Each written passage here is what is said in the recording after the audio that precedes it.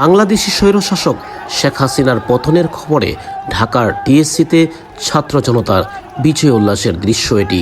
5ই August বেলা 2:30টার দিকে সামরিক helicopter করে শেখ হাসিনা ও তার বোন শেখ রেহানার দেশ থেকে খবর আসার সঙ্গে সঙ্গে রাজধানী জুড়ে রাস্তায় নেমে পড়ে মানুষ। পতাকা হাতে খণ্ড খণ্ড মিছিল নিয়ে তারা বিজয় উল্লাস করেন। হাসিনার পদত্যাগের খবরে ঢাকা বিশ্ববিদ্যালয়ের টিএসসি, শাহবাগ, শহীদ মিনার এলাকায় জনস্রোত নামে। অনেকে বিজয়সূচক বি চিহ্ন দেখিয়ে ভেপুয়ার ঢোল বাজিয়ে নেচে গিয়ে উল্লাস করেন। তাদের অনেকের হাতে ও মাথায় বাঁধা ছিল জাতীয় পতাকা। তারা স্লোগান তোলেন, এই মুহূর্তে খবর এলো শেখ হাসিনা পালিয়ে গেল, হই হই রই রই শেখ হাসিনা গেলি কই। অনেকে টিএসসির রাজু ভাস্কর্যের পেছনে মেট্রো রেলের খুঁটিতে আঁকা শেখ হাসিনার ছবিতে জুতা নিক্ষেপ করে ক্ষোভ প্রকাশ করেন। তারা ছাত্রলীগ নেতাদের ছবি পুড়িয়েও উল্লাস করেন। সন্ধ্যায় টিএসসি এলাকায় ফোটানো হয় আতশবাজি। টিএসসি এলাকায় ঢাকা বিশ্ববিদ্যালয়ের এক শিক্ষার্থী বলেন, স্বৈরাচার থেকে দেশ আবার স্বাধীন হলো, খুবই খুশি লাগছে, এটা ভাষায় প্রকাশ করা যাবে না।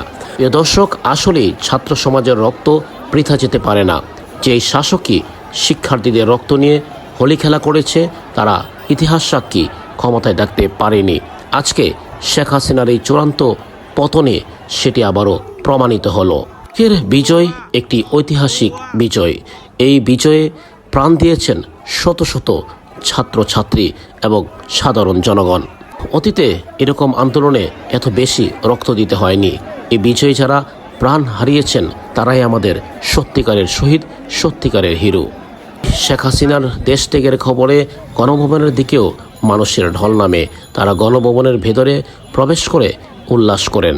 সেখান থেকে অনেকে নামি দামি জিনিসপত্র, টেলিভিশন, ফুলের টব, হাঁস, বালতি, মাছ, মাংস নিয়েও বের হয়ে যান। সংসদ ভবনের বিভিন্ন কক্ষেও তারা প্রবেশ করেন। চেয়ারে বসে ছবি তোলেন, কেউ নাচানাচি হই হুল্লোড় করেন। সংসদের লেকে নেমেও অনেককে দেখা যায় গোসল করতে। শুধু তাই নয়, এছাড়া ঢাকার প্রায় সব সড়কেই মানুষের ঢল নামে। ছোট ছোট খণ্ডে মিছিল নিয়ে বিভিন্ন স্লোগান দেন তারা। তো হাইকোর্টের একটি রায়কে কেন্দ্র করে সরকারি চাকরিতে কোটা সংস্কারের দাবিতে আন্দোলনে নামে বিশ্ববিদ্যালয়ের শিক্ষার্থীরা। এক পর্যায়ে শেখ হাসিনা তাদেরকে রাজাকার আখ্যায়িত দেন।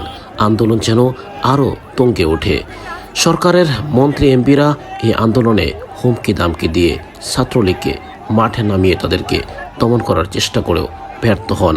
নিহত হয় 300-রও বেশি শিক্ষার্থী। এ নিয়ে আন্তর্জাতিক অঙ্গলে শুরু হয় ব্যাপক সমালোচনা।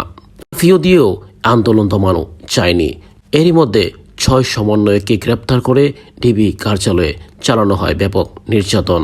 তারা ফিরে এসে ফের আন্দোলনের ডাক দেন। পরবর্তীতে শেখ হাসিনা সংলাপের আহ্বান জানালেও তারা সেই সংলাপ প্রত্যাখ্যান করে ছাত্র হত্যার বিচার চায়।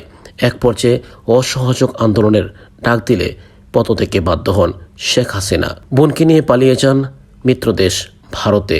বর্তমানে তিনি সেখানেই অবস্থান করছেন। আর বাংলাদেশে ডক্টর ইউনূসের নেতৃত্বে গঠিত হয়েছে অন্তর্বর্তীকালীন সরকার।